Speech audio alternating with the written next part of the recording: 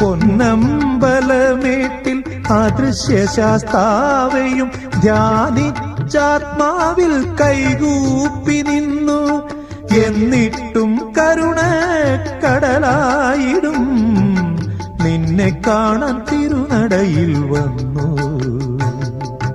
നിന്നെ കാണാൻ തിരുനടയിൽ വന്നു.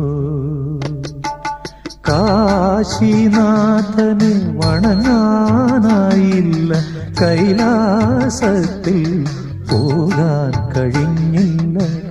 വിഷ്ണു മഹേശ്വര പുത്രദർശനത്താൽ വിഷ്ണു മഹേശ്വര പാദം നമിച്ചു. കാശിനാഥനെ വണങ്ങാനായില്ല, കൈലാസത്തിൽ പോകാൻ കഴിഞ്ഞില്ല. വിഷ്ണു മഹേശ്വര പുത്രദർശന